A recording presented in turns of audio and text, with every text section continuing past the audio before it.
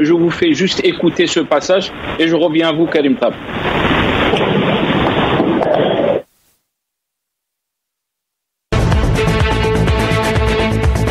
L'Algérie va mal, beaucoup plus mal que les observateurs ou les rares journalistes autorisés le pensent.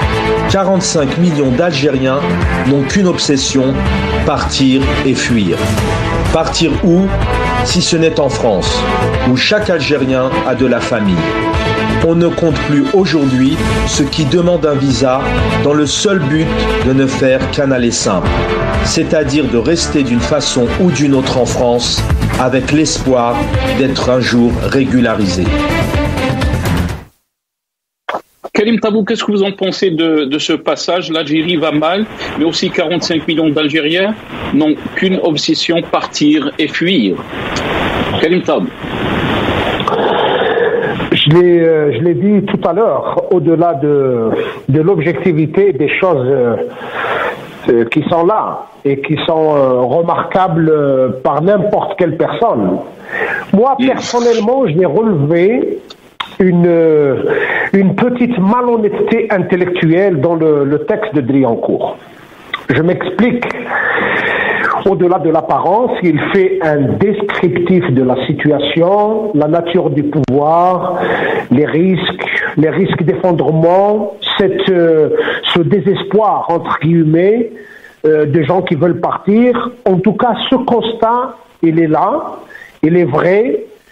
Et à la différence, c'est que nous, les Algériens, avons la responsabilité de défendre notre pays, de défendre notre jeunesse et d'aller vers la mise en place d'un État démocratique, d'un État de droit qui protège les intérêts des Algériens. Mais la malhonnêteté, je l'ai ressentie à un niveau qui est le suivant. Connaissant le contexte international aujourd'hui, lorsque Driancourt fait un alignement, et il le souligne, entre le pouvoir d'Alger et sa ressemblance avec le système de Poutine et le système russe, je ne pense pas que ça soit fait d'une manière innocente.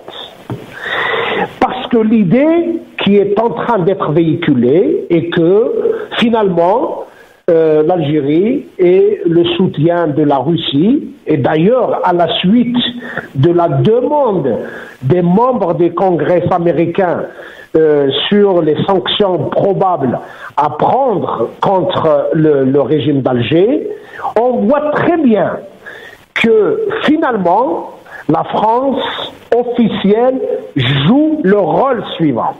D'un côté, elle porte un jugement sur la nature du pouvoir, non pas pour défendre la démocratie en Algérie, non pas pour défendre le Hirak, non pas pour être d'accord avec les ambitions démocratiques du peuple algérien, mais ça va tout simplement servir de moyen de pression.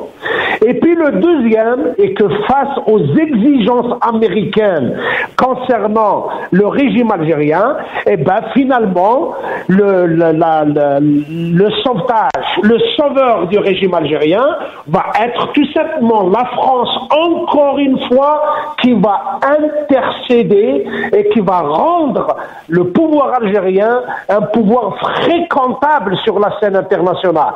Lorsque vous voyez le chef de l'État français et tout le gouvernement français vient à Alger à un moment où les gens s'interrogeaient sur la situation des droits de l'homme en Algérie, la situation des libertés et pire encore l'effort de guerre que fait l'Algérie en faveur de la Russie, et voilà, la France finalement, elle est là pour servir de bouffée de sauvetage pour le régime, et elle va être l'éternel intermédiaire entre le régime algérien et la communauté internationale. Vous voyez... Mais Karim Tabou, dans un passage, il est en train de critiquer ses positions. Je vous rends la parole tout de suite.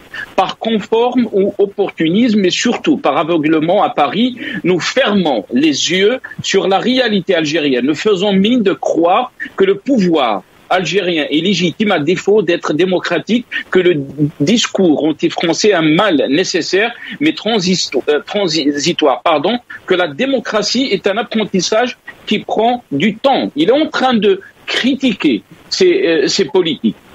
Karim Tab.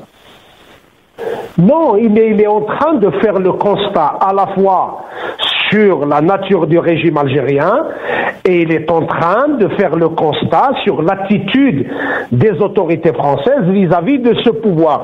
Il n'apporte rien sur les questions ni démocratiques ni les questions des droits de l'homme, si ce n'est le fait de dire vous aurez pu faire mieux, tout simplement. Mais bien sûr, Monsieur Aoussat l'a si bien dit, la nature même d'un ambassadeur de sa fonction étant de défendre les intérêts de ce pays. Nous n'allons pas le reprocher aux gens qui défendent les intérêts de leur pays. Par contre, nous le disons avec amertume, avec beaucoup de colère sur le pouvoir algérien qui est en train de défendre beaucoup plus les intérêts étrangers que les intérêts nationaux, que les intérêts du peuple algérien, parce qu'en fait, la nature même du régime. Lorsqu'on a posé la question sur la crise du pouvoir en Algérie, la crise dans ce pays, on a utilisé des mots différents, mais qui disent la même chose.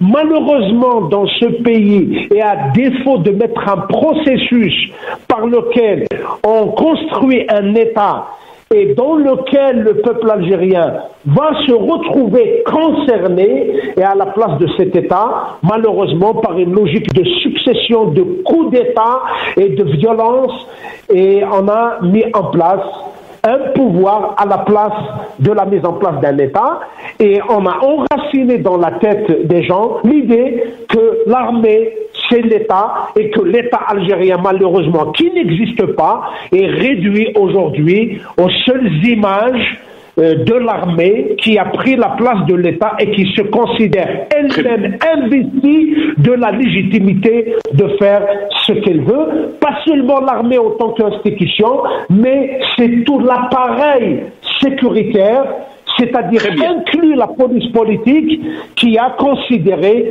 que ce pays est un bien. C'est un bien à eux, et ils se servent comme ils veulent, et ils considèrent que le peuple est un sujet, tout simplement. Et ils ne veulent pas obéir, ni se soumettre au contrôle, ni à la souveraineté du peuple. C'est clair. Très bien, restez avec nous, Karim.